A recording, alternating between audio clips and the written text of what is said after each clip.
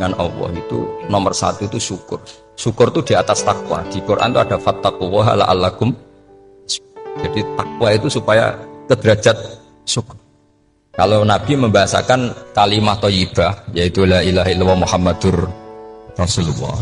Itu kalimat yang otoritas kebenarannya itu absolut, pasti benar bahwa alam raya niki gadah pangeran ingkang asmanipun Allah Subhanahu wa taala.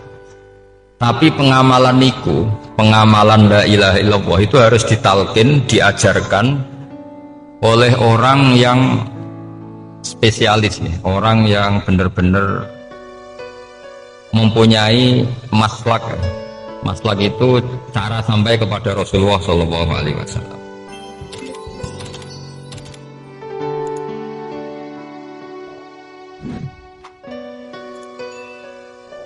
Bismillahirrahmanirrahim. Alhamdulillahirabbil alamin. Wassalatu wassalamu ala asyrofil mursalin Sayyidina Muhammadin wa ala alihi washabbihi ajmain. Amma ba'du. Dengan Allah itu nomor satu itu syukur. Syukur itu di atas takwa. Di Quran itu ada fattaqullaha la'allakum. Jadi takwa itu supaya ke derajat syukur. Kalau Nabi membahasakan kalimat thayyibah yaitu la ilaha illallah Muhammadur Rasulullah. Itu kalimat yang otoritas kebenarannya itu absolut, pasti benar bahwa alam raya niki gadah pangeran ingkang asmanipun Allah Subhanahu wa taala. Tapi pengamalan niku, pengamalan la ilaha illallah itu harus ditalkin, diajarkan oleh orang yang spesialis nih, orang yang benar-benar mempunyai maslak. Maslak itu cara sampai kepada Rasulullah Shallallahu Alaihi Wasallam. Kalau tersemut ketika Mbah Mun sering ngendikan ihdinas siratal mustaqim siratal ladzina an'amta 'alaihim. Terus uniknya di surat Fatihah itu, ya Allah tunjukkan kami ke jalan yang benar. Itu bukan sirotoka, jalan jenengan, tapi siratal ladzina an'amta 'alaihim. Saya masih ingat betul ketika Mbah Mun ngendikan Allah itu mboten saged ditiru. Wong Allah mboten dahar, mboten ngombe, mboten tidur. Sing saged ditiru niku nggih padha-padha manusa, sehingga disebut ihdinas siratal mustaqim siratal ladzina. Maka dalam disiplin ilmu sanad itu sampai ada kalimat ekstrim, man ta'allama bila syekhin fasehuhu setan. Itu tidak main-main ya. Artinya ketika orang lain menuduh dunia kiai katanya terlalu kayak kerajaan kecil, santri tidak pernah ngeritik, itu keliru. Sebetulnya memang aturan ilmu itu diantaranya untuk ilmu agama itu harus pakai apa? Sanad. Ini apa? Ihdinas siratal mustaqim siratal ladzina an'amta 'alaihim. Jadi untuk mengikuti jalan Allah niku harus mengikuti jalannya orang-orang yang telah engkau beri nikmat. Telah itu artinya finish. Finish itu artinya sudah meninggal. Saya masih ingat betul kalimatnya Mbah Mun, kalau kamu ngikuti orang, kalau ingin kebenarannya permanen, yang sudah meninggal. Potongan-potongan soleh dadakan ngeten kan nggak meyakinkan. Pas ngaji gayane kok wong soleh, engko mulai kumat meneh. Soleh meneh, kumat meneh, itu kan nggak meyakinkan. Istighfar ge nangis, karek nonton dangdut ge nyesal. Terus apa ya, nggak jelas ya, no? Terus gak kasil maksiat ya nyesal, gak kasil taat ya nyesal. Itu nanti ikut partai wa akharuna atarafu bidunubihim kholatu amalan sholihah wa akharuna wa sayyi'ah. Jadi orang-orang zaman akhir itu nyampur aduk antara kebaikan dan keburukan. Kayak sampean sering sholat sop awal itu ya baik, tapi ya ono sombongi. Maksudnya ono sombongi, kowe iku sapa wani kok ngarep. Maksudnya itu ya ribet kan. Makanya ada wali jadi wali itu karena kalau sholat itu di belakang. Alasannya aku izin mbek pangeran sawane kok ngarep. Jadi ilmu itu macam-macam. Bapak riyen sering dawuh, nek ana wong istiqomah ngimami masjid itu ya apik. Tapi nek keseringan ya perkarane ambisi mau digenti. Jadi istiqomah itu nek keterusan itu ya dadi ambisi. Mulane gak jelas ngimami masjid terus itu istiqomah apa mau. Artinya apa? Hidup ini nggak jelas. Justru nggak jelas itu bagus karena ketok menusane, no? ketok manusia. Sehingga dalam ilmu fikih itu lucu. Lo cerita wali-wali top Abdullah bin Umar niku semadzhab dengan Abdullah bin Abbas. Mboten seneng urip teng tanah haram. Ketika banyak ulama, banyak sahabat seneng hidup di tanah haram, alasannya sholat di tanah haram itu seperti 1000 napa? Sholat. Tapi yang dipikir beliau bukan sholatnya, maksiat di tanah haram juga lipatannya sama. Maka rumahnya Abdullah bin Umar itu pas ning perbatasan. Nak sholat di bojone ning tanah haram, nak tukaran metu. Jadi ono area tukaran itu dikondisikan steril, jadi masyhur itu. Jadi beliau nak lagi mesra ambek bojone wiridan teng tanah haram, nak tukaran metu sik. Baru tukaran. Secara meyakinkan karena sehingga kita di Indonesia sebenarnya punya sisi yang luar biasa karena kita ada maksiat di tanah haram. Jadi bisa saja kita ini orang keren karena tidak pernah maksiat di tanah haram. Apa saya tahu kaji atau umroh tambah keren karena nggak pernah maksiat di. Karena banyak juga orang yang nangis di Masjid Haram jebule ngenes. Kamu naki sing elek bojoku tok. Wong Turki wayu, wong Pakistan wayu. Bareng roh bojone wae elek wireng pesek. Terus nangis, ya Allah, sakmu naki sing elek kok bojoku tok. Nah, berhubung wae haji dikira itu religius, napa? Akhirnya sing wedok gak terima. Sakmu naki ganteng kabeh sing elek kowe tok. Makanya di haji itu pangeran nyindir faman faradha fihinnal hajja fala rafatha wala fusuqa wala jidala fil hajj. Itu pakai fi ku ing dalem. Jadi potensi maksiat kalau kaji itu fi. Justru pas haji itu pas potensi maksiat. Wong tenggene makof niku nggon tawaf niku. Masyaallah wong ayu nggih pirang-pirang, wong ganteng nggih pirang-pirang. Terus mari geger, rebutan ngambung hajar macam-macam. Jadi kalau suwon ijtihad, dia napa ijtihad itu harus kita dengar. Jadi di antara mazhabnya ulama, termasuk Abdullah bin Abbas itu nempat di Taif. Taif itu dari Mekah 3 jam. Alasannya nggak ingin kalau terjadi apa-apa di tanah apa haram. Kita tahu Ibnu Abbas itu mengalami konflik politik dengan Abdullah bin Zubair. Itu ekstrim betul konflik kedua beliau. Akhirnya beliau milih ya, di tanah haram. Wis tukaran-tukaran lah nak ning tanah. Sete gremeng, mboten tukaran bacaan gremeng lah, gremeng sithik nara ning Masjid Haram. Artinya jangan kira orang di Indonesia terus ndak hebat, ya hebat, punya sisi enggak maksiat di. Ya misalnya sholat kok ngarep nang Masjid Haram, jebule salate ya Allah sini wong. Wis kok ngarep ben paling afdol, jebule paling keliru coba. Mulai takbir yo keliru plus seudon. Haji Indonesia nu nak sofa walu niate rada elek. Sudah sih maca bismillah ta ora tau tak go ngarep dadi. Menurut kalau yang kesekian kali ditanya gitu. Dadi niate kok ngarep kepen ngetes sudah sih maca bismillah ta ora. Lho ngape wae salat atau wae seudon. Ku bantah-bantah. Aku krungu dhewe tau kok ngarep pancen ra maca. Sing kok guri ora maca tapi lonton ora caku kok ngarep ya kepen krungu nyatane ora. Jadi kok ngarep terus kedua niate iku balapan ngambung Hajar Aswad. Jadi sholatnya kok ngarep. Sekali salam langsung melayu ngambung Hajar Aswad. Ibu niat apa, niat elek roh. Tapi tidak semua yang di sofa walu niatnya baik. Tapi niat tidak baik itu kadang baik. Itu saking apiane pangeran. Kalau kenangan cerita dari Mbah Mun yang paling saya kenang itu gini. Dulu wono santri nakal. Ya jadi ora dulu tok, saiki luwih akeh. Tapi sawangannya cerita kan kudu dulu karena sejarah itu syaratnya harus diomongkan dulu. Dan aku rada kecewa mbek sejarah iku. Dulu ana santri nakal, saiki luwih akeh. Niku kepengen nginceng ninge mergo ning wayu. Iku dhisik jarang ning sepedaan motor ngalor ngidul ning Pasar Bangilan jarang. Dadi nek kepengen roh iku kudu dadi bakul banyu. Terus bakul banyu karena satu-satunya cara roh wong ayu kudu dadi bakul. Jauhnya ngisine ning jero jeding. Kadang ya roh ninge rajil bapan macam-macam. Kiai ini wali tenan, bukan wali debutan, bukan wali senior, namun wali betul.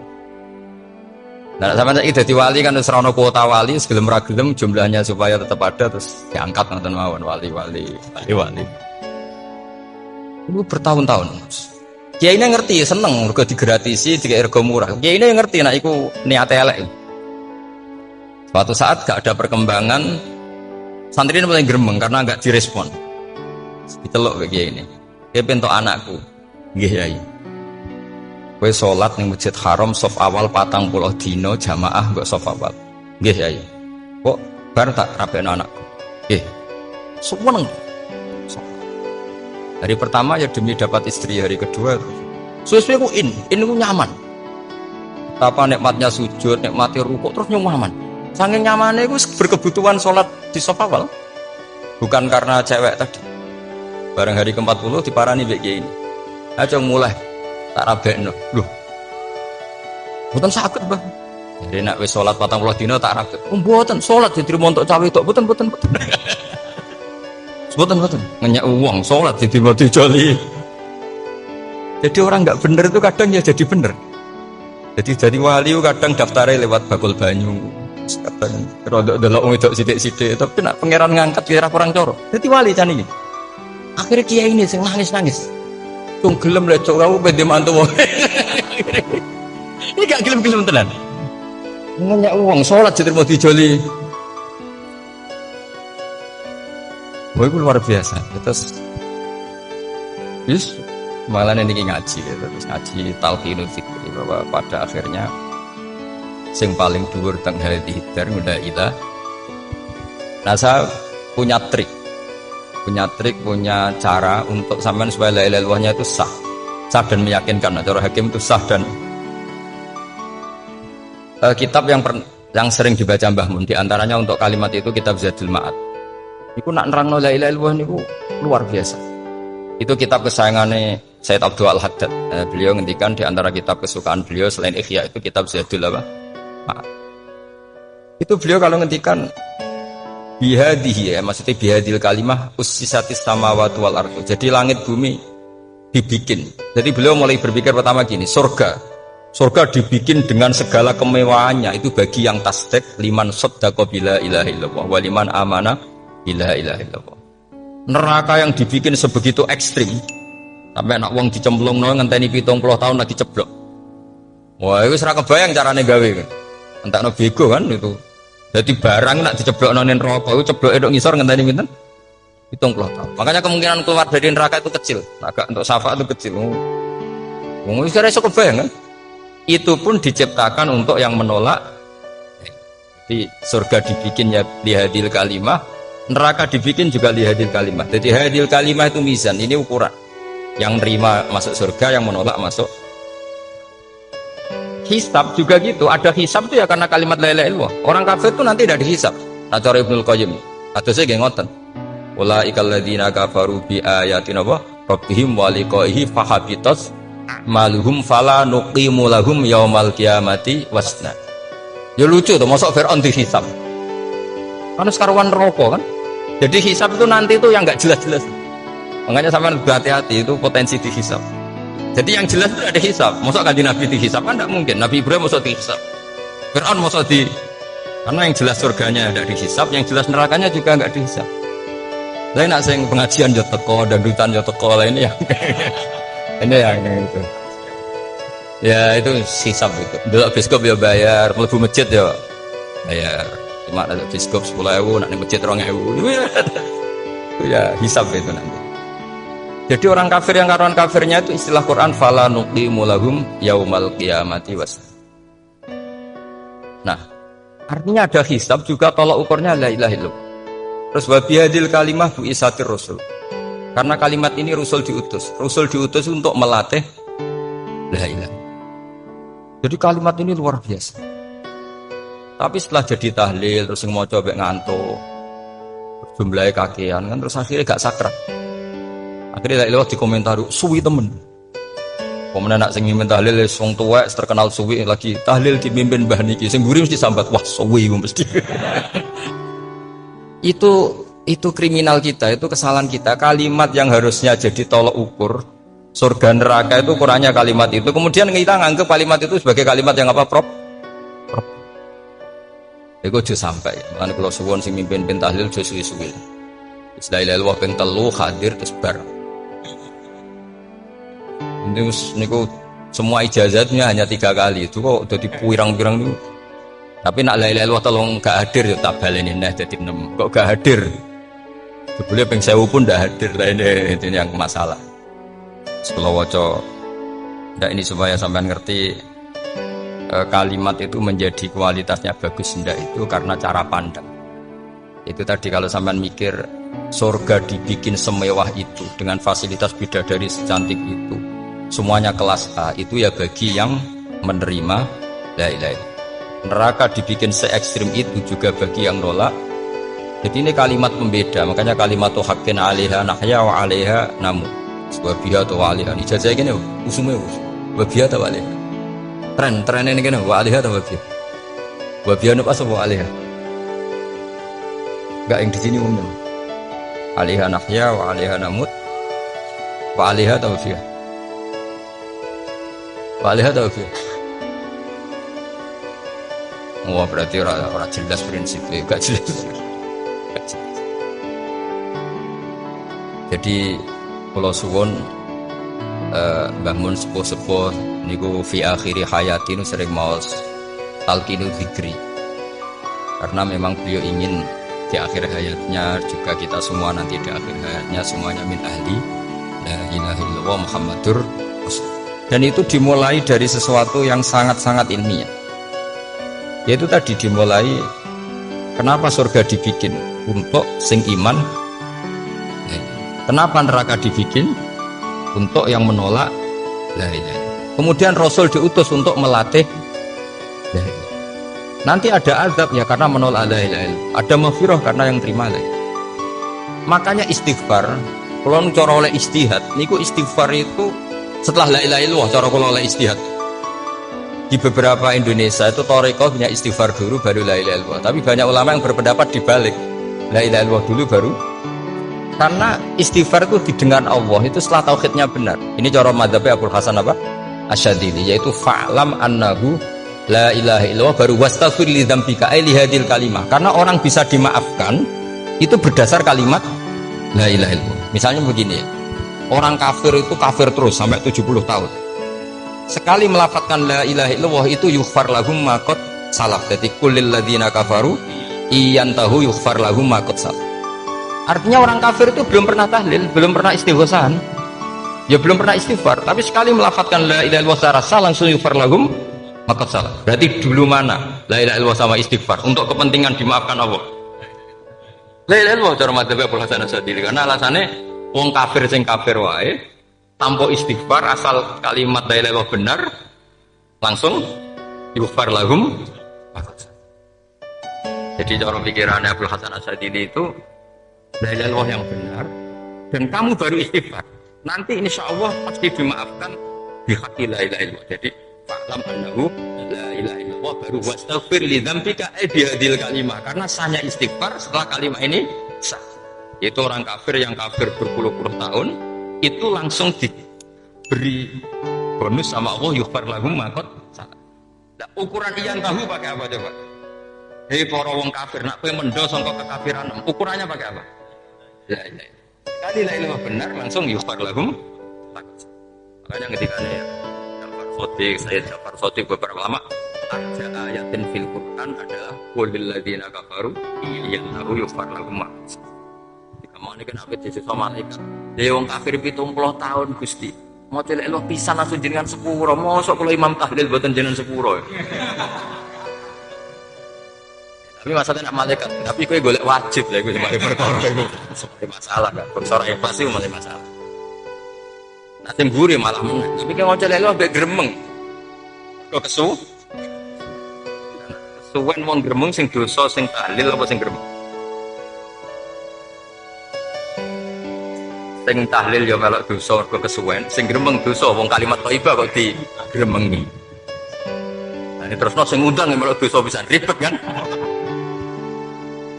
Ya ora ono kepengin ya ora ono. Maksudnya kula cerita daripada rawan dosa ya mendingan la ilaha illallah sing ora gremeng. Karane piye sing mimpin ya sing fasih sing cepet. Yen insyaallah. Oh teng desa kula anggere menit tahlil ben Gus Wakso nang kabeh mesti cepet. Jamin mesti cepet. Kalau ya sering ngomong, aku cepet lah lu mati sing suwi. Kok suwi mari dosa gremeng lho perkara perkara. Kiai-kiai kan do sungkan mek kula. Dan tengah adat masyarakat kan nggih sampai Gus sampai anak kiai kan sungkan dadi kiai-kiai sing tua-tua akhirnya melok cepet. Dan ini harus diilmoni. Saya ulang lagi ya. Sebetulnya dalam Thariqah Syadziliyah itu la ilaha illallah dulu baru istighfar. Alasannya apa? Sihatul istighfar itu ba'da sihati la ilaha illallah. Jadi dia bawa okay. Qulil ladzina kafaru iyantahu yughfar lahum ma qad salaf. Saiki intiha anil kufri, berhenti kekafiran dengan kalimat apa? La ilaha. Itu langsung yughfar lahum ma qad salaf. Dan Allah ngendikan fa'alam annahu la ilaha illallah baru wastaghfir lidzam. Ai bihadil kalim. Artinya gini, bisa saja istighfar kita itu tidak didengar Allah karena tauhid kita tidak pernah benar. Mau ngelafat notok tapi tauhidnya tidak benar. Maka terus dibutuhkan latihan-latihan dari ahlul ilmi, misalnya kayak Imam Sanusi, kayak Imam Asy'ari. Itu pelatihan-pelatihan la ilaha illallah dengan pemaknaan yang luar biasa. Misalnya begini, ambil saja la ilaha illallah itu dengan makna seperti ini. Tidak ada sesuatu yang maujud kecuali disebabkan oleh yang super maujud. Alam raya ini, langit bumi ini kadung berstatus maujud. Kan nggak mungkin yang maujud diciptakan yang tiada. Nah ngono mau hadhil maujudat khalaqaha wajibul wujud. Lah wajibul wujud ini yang bernama Allah Subhanahu. Maka kualitas Anda iman tuh lebih tinggi. Selama ini kan enggak. Orang no pangeran kecuali Allah. Terus Allah itu yang siapa? Ya Allah yang siapa itu harus kamu berani mensifati. Allah belum pernah menceritakan dirinya di Quran kecuali beliau dia mensifati zatnya. Saya adalah sing khalaqas samawati wal arda misalnya. Saya adalah zat yang begini. Karena itu dengan cara itu bisa dikenali. Ya, dengan cara itu bisa dikenali. Makanya Allah itu harus kita kenali, yaitu lewat ma'rifatullah. Ibadah tertinggi adalah ma'rifat. Ya caranya ma'rifat tadi dimulai. Gak mungkin alam raya ini kemudian diciptakan oleh al-adam, sesuatu yang tidak. Pasti yang namanya maujudat diciptakan yang maujud. Karena maujud ini maujud pencipta harus super. Nah super itu bahasa Arabnya wajibul wujud. Karena pencipta harus awal. Gak mungkin Fir'aun itu Tuhan lahirnya di bumi, berarti dulu buminya ketimbang Fir'aun. Tuhan-Tuhan yang lain juga begitu, masa dulu buminya ketimbang Tuhannya. Makanya Allah pasti Tuhan betul karena bersifat awal, bersifat qadim. Nah kalau kamu mulai latihan gitu, iman kamu itu bil bayyinah. Dan syaratnya iman yang benar adalah bil bayyinah. Bayyinah itu jelas welo-welo. Makanya semua nabi memaklumatkan diri, qul inni ala bayyinatim mir rabbi. Lam yakunil ladzina kafaru min ahlil kitab wal musyrikin munfakina hatta ta'tiyahumul bayyinah. Jadi kamu harus punya otoritatif kebenaran sing sampai welo-welo itu layak balus syakka wal irtiyab, sudah agak bisa ragu lagi. Nah saya khawatir kalau kita sudah tidak ngaji seperti ini, la ilaha illallah itu mau rutinitas. Komplain nak kasiat ribet mana ya? Nak diwaca 1000 kasiat ini, nak diwaca 2000 kasiat, wah itu ngawur lagi. Saya itu kemarin ketemu banyak orang pintar lah di Jogja.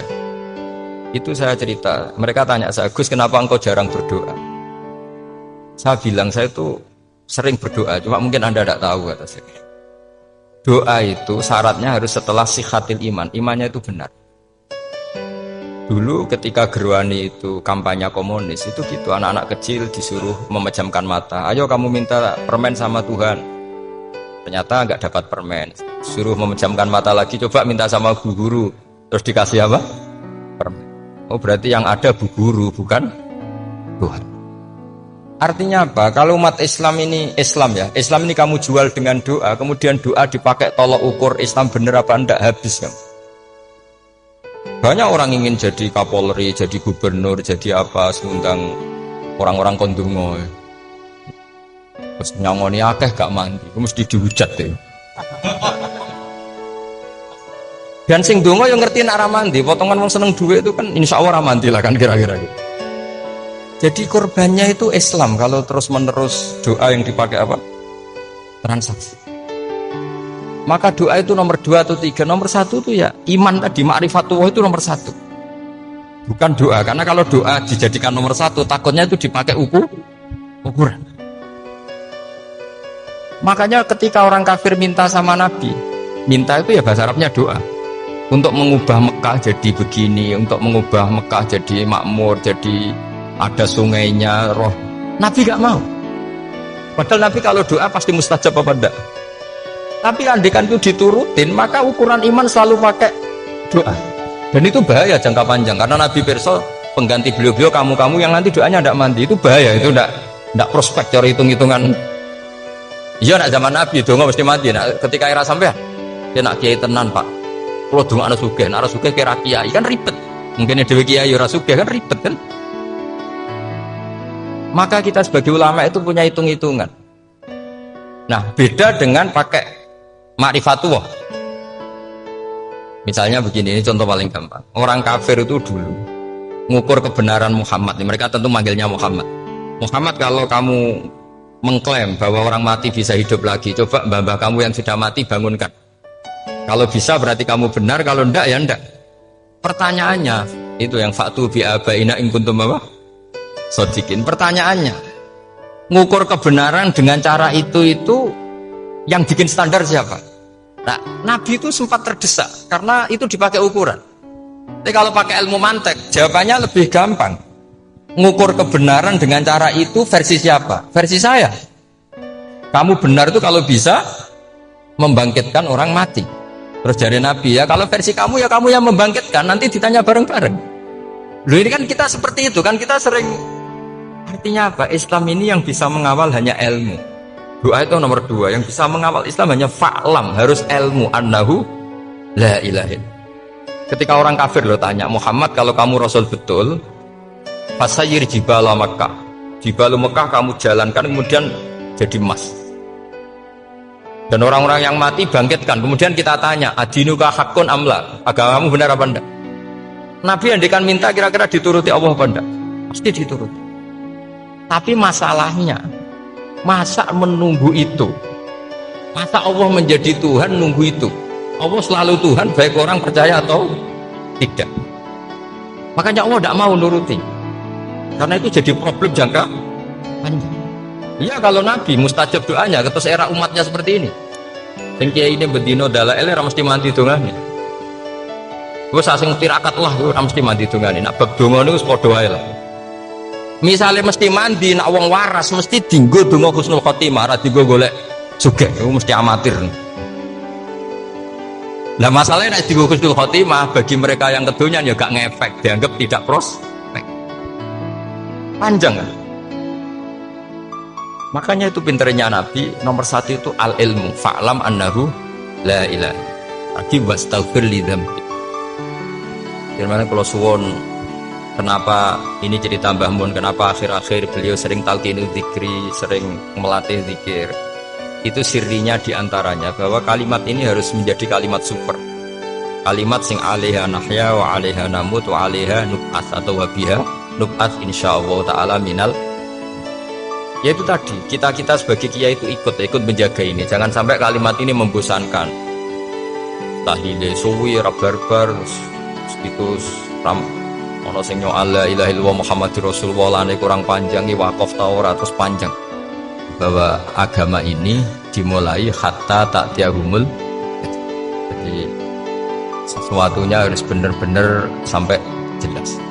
Orientasi para ulama dulu itu cara menerangkan la ilaha illallah itu sampai difahami an bayinatin. Makanya semua nabi memaklumatkan diri kul inni ala bayinatin mir rabbi. Sampai di situ. Dan semua cerita-cerita di tafsir Jalalain di apa-apa itu ukuran kebenaran itu lam yakunil ladzina kafaru min ahlil kitab wal musyrikin namun fakina hatta ta'tiyahumul bayyinah. Monggo. Maka semua kita itu harus punya kecakapan untuk merangkai dalil. Kalau ada pengalaman saking kitab-kitab turos, kitab-kitab dulu. Itu ketika beberapa ulama ditanya. Dulu ketika ulama-ulama dulu berdebat tentang apakah imanul muqallid, imannya orang yang tidak bisa berargumentasi tentang Tuhan itu diterima apa enggak? Rata-rata ahli sunnah bilang diterima. Tapi tetap dengan catatan itu potensi goyah. Itkul man qallada fit tauhidi imanu lam yakhlu min tardidi. Tapi ternyata ulama-ulama itu prakteknya juga mengajari masyarakat supaya ada sedikit dalil atau kepastian logika. Masyhur itu ulama dulu ketika tanya orang-orang Arab, orang-orang desa Ya Arabi, bima arafta rabbak. Kamu kok tahu kalau Tuhan itu ada, itu gimana? Jawabannya mereka meyakinkan. Al-ba'ratu tadullu alal ba'ir wa atharul aqdam yadullu alal masir. Ono tletonge sapi ya mesti ono sapine. Ono atharul aqdam, artinya ono tipake wong liwat ya mesti ono sing liwat. Sehingga itu sudah dianggap cukup kalau ada makhluk ya ada khalik. Artinya terus menjadi gampang ketika Allah ngendikan misalnya am khuliqu min ghairi syai'in. Mosok hadhil makhluqat sing maujudat kemudian khalaqahal adam. Itu kan enggak ketemu akal.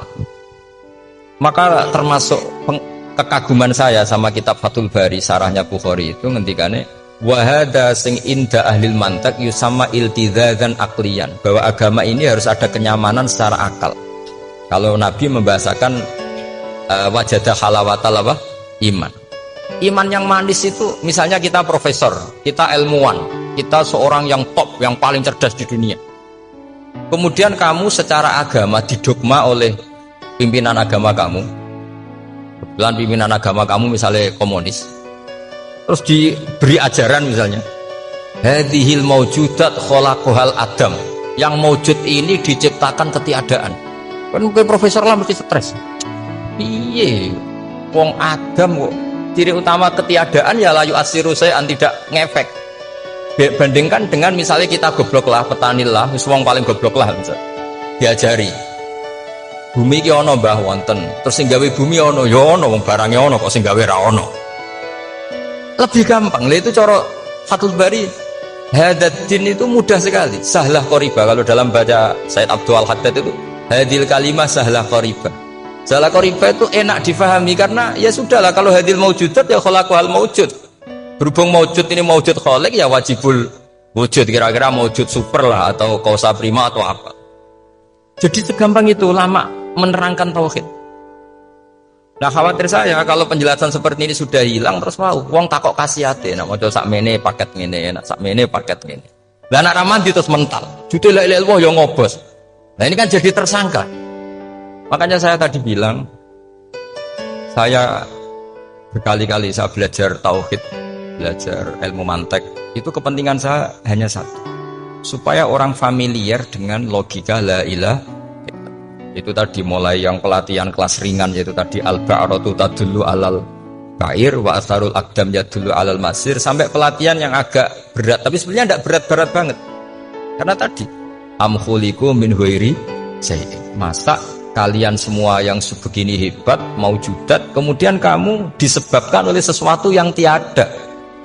Iku mbok sampean profesor lah iku ora iso logika, wong barang ra ono kok nyebabno. Al-aqdam yadullu alal masir. Jadi ono teledong ya mesti ono sapine. Ono kipak tracakane kaki ya berarti ono sing barli.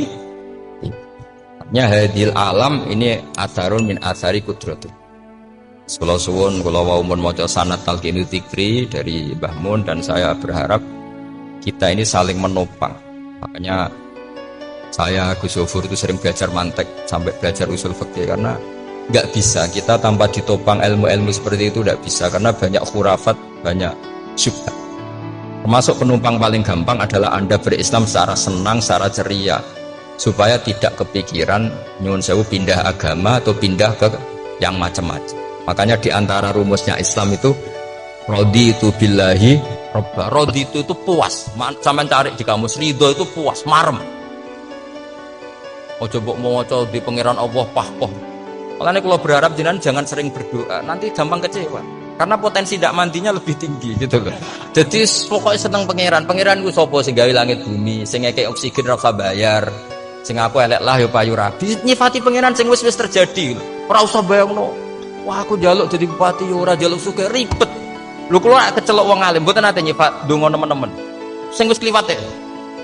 Ngaku yo narukan nyatane payu rabi. Umume wong di mobil kuwi di mobil. Umume wong bingung ya sering melok bingung. Sudah. Lho kok sampean kok ora top ya coba. Wong melarat, sekolah ya ora tamat, yo tetep oleh menghirup napa oksigen. Presiden seneng dadi presiden, kowe ngopi untuk utangan ya wis semeneng. Mulai ra diusir bojo ya wis semeneng. Sebenarnya seneng itu gampang. Mbok wis nyifati pangeran sing wis gampang-gampang lah kayak di Quran itu nyifati Allah itu soal alhamdulillah alladzi atamani wa saqoni aku semaratlah nyatane kelar. Ya sudah yang gampang-gampang. Lah sampean ndak kakean donga ben sugih. Kula bolak-balik cerita, kula nanti dilani wong elek. Rayu elek sowan kula. Kula kenangan terbaik saya dadi kiai gini. Gus kula dongakno dadi sugih. Tenane, Mbak. Nggih, tak critakno. Nah, bojomu iku sugih. Sing pertama ditoto apa? Omah Gus ya, omah ditoto. Sesuai mobil ditoto Alfa. Terakhir sing dievaluasi ku sampeyan. Omah wis apik, mobil wis apik, sing elek apa? Bojomu mesti sampean kena evaluasi. Iku wis mesti ya. Akhirnya Srasito. Jadi kalau nanti bully yang terbaik lah, kenangan saya terbaik jadi kiai ini gini bu. Akhirnya, ya Gus, tidak mungkin. Omah suapi, mobil suapi. Coba yang kamu evaluasi apa? Mulai, artinya sudah lah, tidak usah. Kepengen itu dikurangi lah. Hubungan kita dengan Allah itu mensifati, itu insya Allah pasti lebih indah. Ya misalnya kita Islam ya alhamdulillah alladzi hadana li hadza ma kunna linahtadiya laula. Sudah, tapi sekali sampean mikir, sare wong Islam yo mesti mlebu swarga. Oh, mesti kena was-was setan tak jamin. Sare wangi salat yo ora mesti swarga. Tapi nak sampean alhamdulillah alladzi ja'alana minas sajidin wasyakirin aman. Maka alhamdulillah itu kalimat paling keren. Makanya da'wahum fiha subhanakallahumma wa tahiyyatuhum fiha salam wa akhiru da'wahum alhamdulillahirabbil alamin. Jadi pokoke ngoten. Surip ora usah kakek njaluk karena potensi ndak mandi itu tinggi. Sama ndak kutub, ndak ahdal, ndak abdal, ndak apa saja. Wis donga wis umume wong-wong lah. Dunya hasanah fil akhirati hasanah wa qina adzabannar. Hasanah go piye artine pokoke hasanah. Pokoke hasanah fil akhirati ya. Sana senara iso hasanah ya rabi itu jenenge hasanah pokoke sementing. Karena kula niku pengalaman dadi kiai, swanger wong kok kakean donga mesti kakean ngeluh. Ya karena potensinya ada mandi. Betul sama ndonga apa aja. Selama ini kan nduk mapan yo ora tau mapan. Nduk sugih yo prakus. Wis diparingi cara pangeran wis maringi jebule sampean ingin lebih. Makanya saya mohon sekali jadi hubungan dengan Allah itu nomor satu itu syukur. Syukur itu di atas takwa. Di Quran itu ada fattaqullaha la'allakum. Jadi takwa itu supaya ke derajat syukur. Karena tadi lah, cobalah dilatih.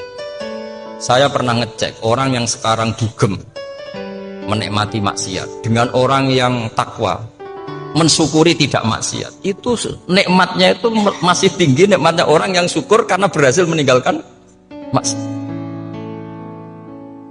Makanya kamu yang syukur, bengi-bengi seradi duit ning kamar wudu, bariku ngelamun jujuk esuk. Yes, alhamdulillah gak maksiat. Kira usah bayang terus tahajud, qiyamul lail iku wis para habaib, para ulama wis kira ramakome lah seperti itu. Terus ramakome. Tangi turu seradan tempire wis alhamdulillah. Pokoke sing gampang-gampang ya. Dan itu memang ajarannya Nabi. Jadi Nabi itu kalau bikin ajaran itu orang sing asbaha aminan fi sirbi sesuatu mu'afan fi badani indahu kutu yaumi faka annama khizat lahu dunya bi khadafiriha. Jadi David bayangkan mirip man asbaha aminan fi sirbi ngontrak ya ora diusir sing di omah, kumpul mertua ya ora diusir mertua, kumpul bojo ya ora diusir bojo, aminan fi sirbi mu'afan fi jasadi urip nak guyu do banter wis bengak-bengok indahu kutu yaumi dina iku iso mangan iki faka annama khizat lahu dunya bi khadafiriha. Anggap ae itu sak donya. Lha wong paling sugih gawe kolam renang paling 100 meter persegi. Kowe ndelok laut renang kapoke. Pokoke urip sing gampang itu. Senengane repot to. Senengane repot. Pokoke kula kepengin niku jenengan syukur lah pokoke. Lho nggih malah niki pokoke niki kampanye syukur lah. Pokoke karena tadi coba yang biasa donga-donga itu dikurangi lah. Syukurnya dulu yang lho sampean tak arani doa yang mandi itu dimulai apa? Asana Allah. Tinggi mana doa dengan syukur? Syukur. Nabi itu kalau berdoa itu nyifati Allah panjang sekali. Alhamdulillah hamdan katsiran terus wa hamdan wa fi ni'amahu wa yukafi masjida ya rabbana lakal hamdu kama yanbaghi li jalali wajhika adin sultanik la nuhsi sana analika anta kama athnata ala nafsik antal muqaddim wa antal muakhir. Wus panjang. Sampean kan enggak muqaddimah suwidi. dongane sing tuh. Wis gak dia 13.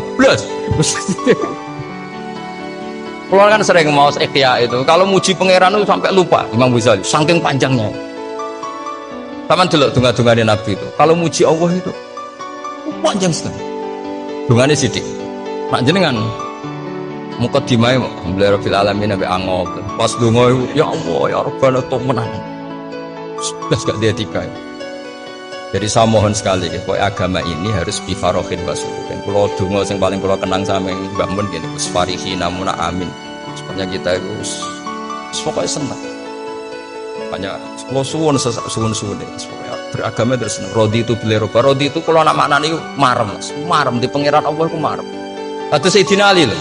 Kafani izdan antakuna li robban wa kafani fakhran an akuna laka abdan. Pun Gustin tak bangga kula dadi manusa mergo pangerane jenengan. Cara di pangeran Fir'aun kan yo ribet wae. Mati tenggelam dadi ton. Terus wa kafani fakhran an akuna laka abdan. Kula nu seneng banget mergo dadi kawulane jenengan. Sale dadi kawulane presiden ya iso coplok. Kawulane menteri kadang ketangkep KPK. Kawulane wong sugih kadang bangkrut. Ribet kan? Makanya beliau ngendikan kafani izan antakuna li robban wa kafani fakhran an akuna laka napa abdan. Terus ini kalau rati provokatif loh. Semoga zaman akhir sampai pandemi ngeten ora syukur ribet. Setelah saya jadi kiai dan penelitian, saya itu berkali-kali didatangi dokter, tentara, juga polisi. Mereka sering bilang gini, Gus saya ini dokter negeri. Saya ke NTT, ke Papua, karena saya muslim, berkebutuhan Islam, maka dibikinkan musola, dibikinkan masjid. Kalau kiai tidak bisa, bikin sendiri urunan mau narik siapa ya. Mau narik tarikan di jalan yang mau nyumbang siapa. Tapi kalau kebutuhan negara karena tugas negara ya difasilitasi negara dan tidak dianggap misionaris karena negara. Itu juga di beberapa negara yang non muslim kayak di Argentina, di Venezuela itu ada masjid, ada kajian Islam ya karena duta besar dan itu aparat negara. Disinilah kearifan para ulama berkoalisi dengan umarok dengan makna yang positif bahwa agama ini harus ditopang umarok, sistem negara. Tentu di situ ada tentara, ada polisi, ada macam-macam. Kita sebagai kiai juga nggak berdaya di depan para bandar narkoba apa-apa kalau nggak ada BNN. Kita mau apa dengan korupsi kalau nggak ada KPK? Sehingga kearifan para guru-guru kita, mulai Mbah Maimun, bapak saya sendiri, NU, Muhammadiyah, semua ormas-ormas Islam itu pasti maulah kerjasama. Karena kita siapa ya? Kalau tidak kerjasama. Dan di antara pesan Rasulullah SAW adalah yaduwahi ma'al jamaah.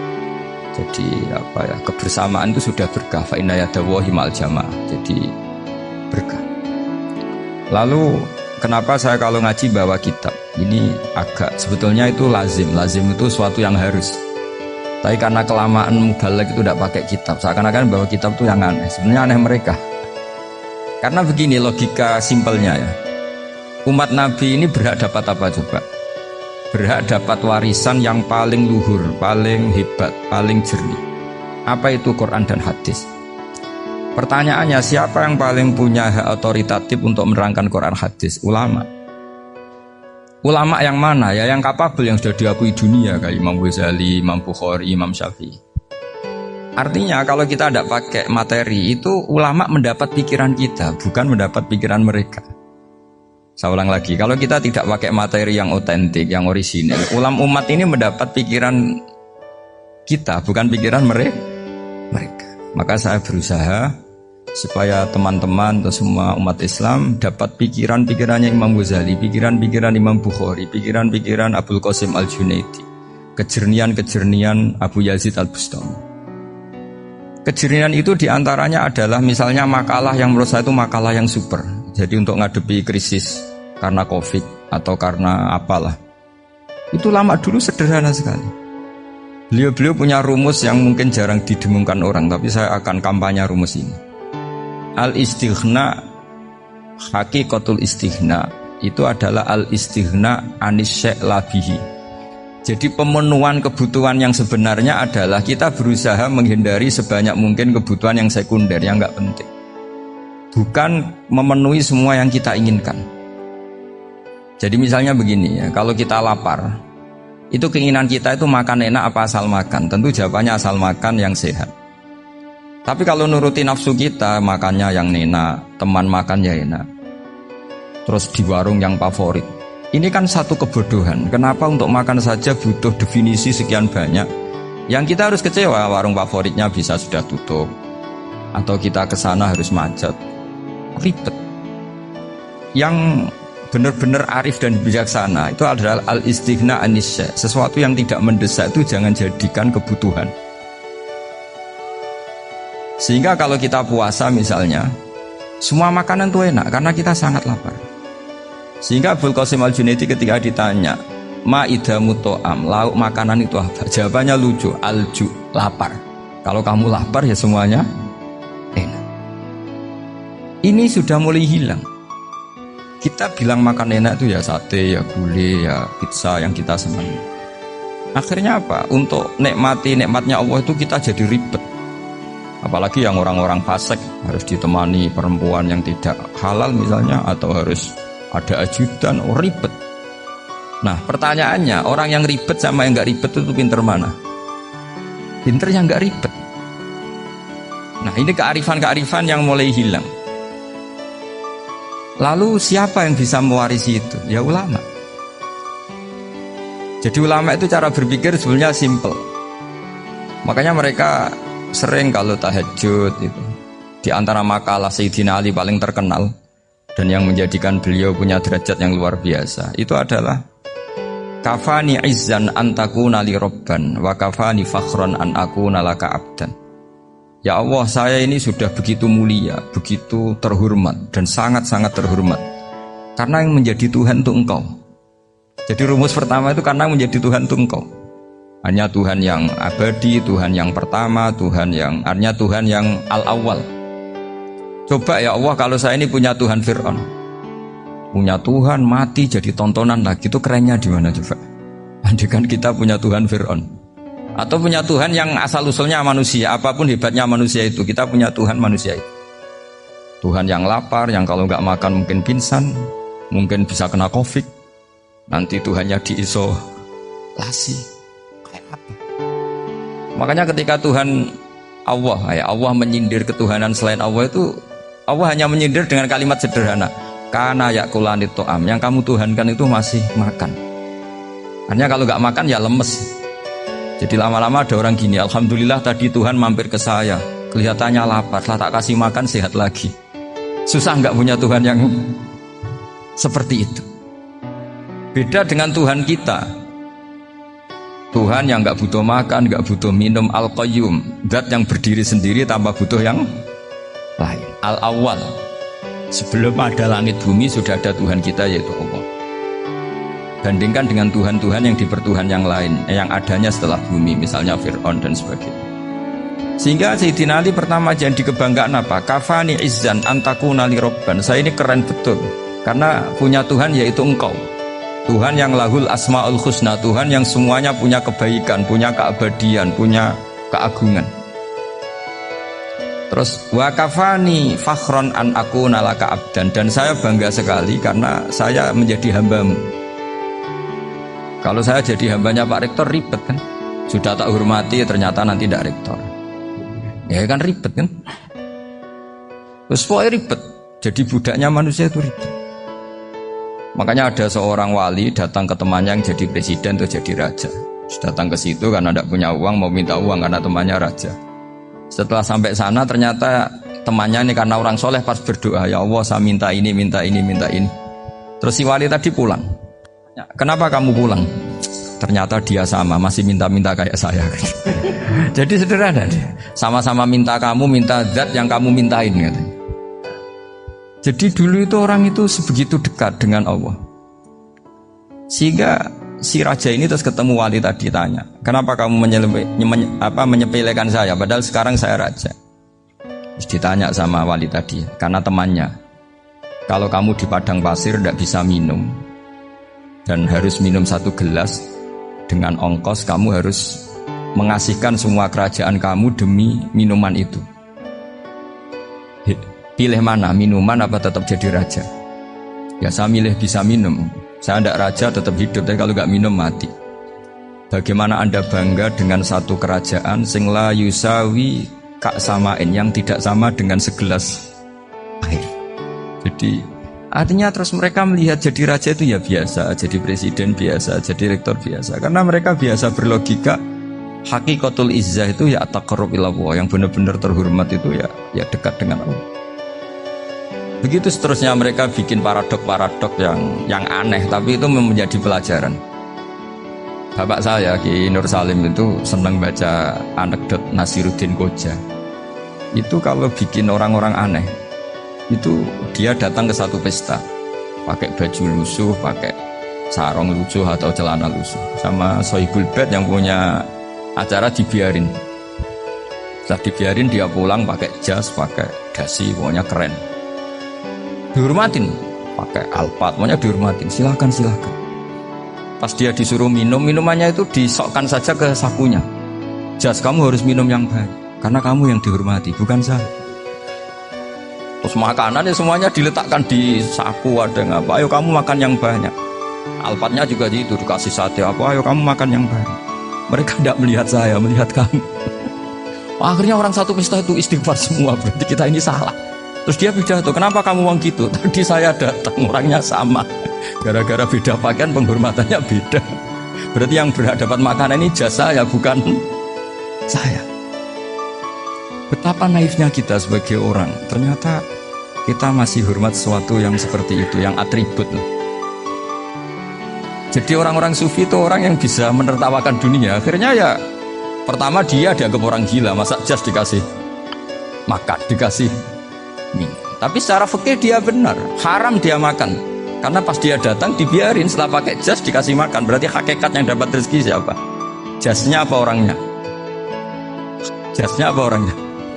Jasnya. Jadi itu orang-orang sufi, kearifan orang-orang dulu itu bisa ngelola hal-hal yang keseharian menjadi luar biasa.